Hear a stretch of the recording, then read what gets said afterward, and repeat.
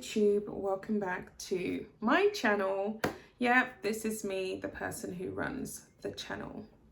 Right, okay, so there has been rumours and speculation that the royal family do actually have a watertight plan to deal with Meghan and Harry. They've got some kind of strategy that they have cooked up to nip this all in the bud, which is really beyond a bud now. It's turned into a whole weed bush, right? This came to me, and there have been rumours and reports that I've been reading online on online forums, and I think that it all kind of makes sense with Princess Beatrice announcing her pregnancy on the same day as Meghan and Harry had their third wedding anniversary, right?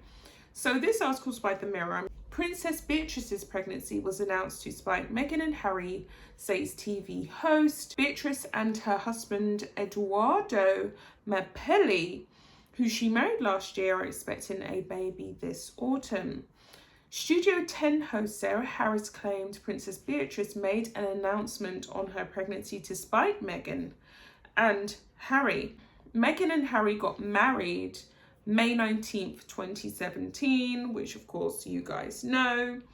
And the Studio 10 hosts, Sarah and Tristan McManus, discussed the timing of the announcement. So they was both talking about it. And yeah, I think it all kind of, because, right, if you're pregnant and your baby is going to be due in autumn, you're going to be pregnant on the 20th of May, you're going to be pregnant on the 21st of May, and you're going to be pregnant on the 22nd of May. So they clearly done this to spite Meghan and Harry in an underhanded, subtle way. So I'm not implying that they're going to do anything malicious or anything like that, but in a subtle way to basically let them know that the chips are down and they're in trouble. That's what I think. I think that they are going to be in major trouble. It's just a matter of time. So she said, and this is Sarah, a bit of controversy over that as well. The Australian TV host said, "We're hearing Tash that maybe it was announced to spite Harry and Meghan because it was their third anniversary." Newsreader Natasha XLB nodded along with the idea and said it was indeed a possibility. However, Sarah then questioned, do you think Beatrice would be thinking about Meghan when she was making that announcement? And then she went on to say, no, she wouldn't. She'd be happy that she's having a child, and so is everyone else. Well, you can say that, but the royal family is very much about history and monumental events and marking of all of the family's activities. They are never mindless about anything. Everything is always strategized and pre-planned, and that's how they've lived their lives, and that's how the institution has been able to thrive for, you know, over 1,000 years, right? So nothing is by accident. From the moment they wake up in the morning to the moment they go to bed at night, they have a structure, they have a tradition, a culture, a routine, which is well respected and well documented. That's why everyone was losing their minds when Meghan said that she had no one to really guide her or give her any idea as to what royal life would be like. Everyone knew immediately that that was more than likely an untruth, because the reality of it is that they have so many rule books and they have so many structures laid out that there's no possible way that she wouldn't have been able to just open up a couple of books, spoken to a couple of royal aides. It's a done and dusted thing. And then she married someone who was a member, Prince Harry, who knows better than anyone else what it is to be a royal and the confines, and he's pretty much just using that to his advantage. He knows, for one, that his family can't directly respond to his convoluted vitriol. That's what I can really say. So he knows that, and he's using it to his advantage. So yeah, there is rumours that Harry and Meghan are coming to the end of the road. And I'm not talking about in a literal sense, i.e. there's going to be some kind of crazy attack on them. What I'm basically saying is that they're going to find a way to gub them, wrap them up, and stop them from running their mouths, which will be undeniably quite pleasurable to see. So the palace said Her Royal Highness Beatrice and Mr. Edoardo Mapelli, Princess Beatrice and Edoardo, are very happy to announce that they are expecting a baby in autumn. The Queen has been informed and both families are delighted with the news. So the palace was in on this, and this is kind of like our heads up as to what's going to be going down.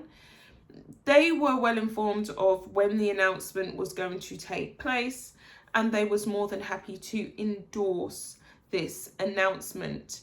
Now, there's something else that I wanted to cover during this video, which is basically about Meghan and Harry's sanctimonious anniversary for their gesture that they made to India, that they will be building some kind of shelter instead of actually having some kind of formal celebration. So they will be building a community relief centre in India. Now, what I have to say about this is that it's very sanctimonious, contrived and convoluted, because you can see the way in which Meghan and Harry have jumped off of the racism train. They've now ran to the mental health train, and now they're immediately running towards India, which is a country that is currently struggling with the pandemic, and we know the rest of the story, the virus.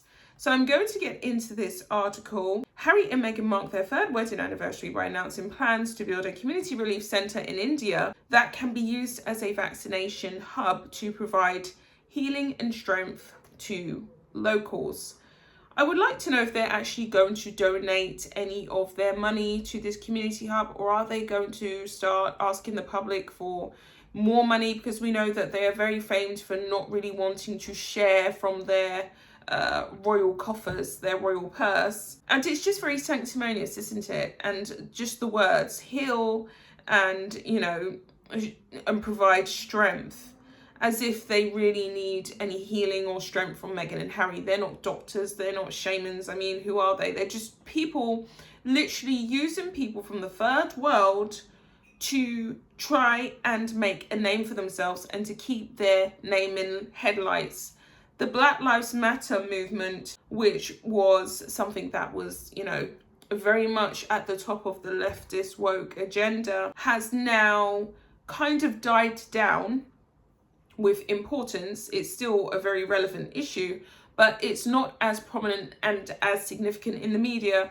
So Meghan and Harry are now running to India and connecting their name there. Will they actually build this shelter? Probably unlikely. The shelter should have been built, or at least something to do with the Black Lives Matter movement that they were so heavily behind in March, should have been put together.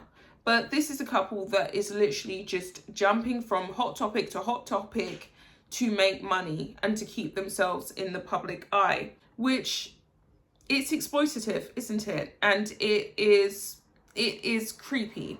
So someone has actually said this in the comment section, because I can't even be bothered to get into the article. Why are this creepy pair using their birthdays and various anniversaries to promote their pet projects? Why are this pair using the pandemic to promote their foundation?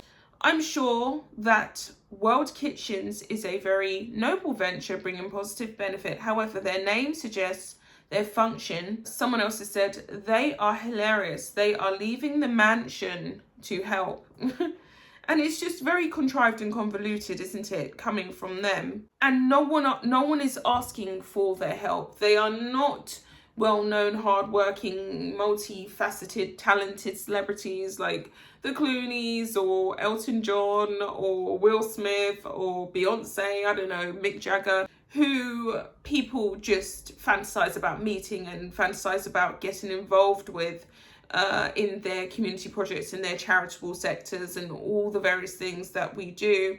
India and pandemic relief in India, it's fake, isn't it? It's just fake, bile, vitriol, and it's very sanctimonious. Oh, for our 3rd wedding anniversary, we are going to, but you haven't.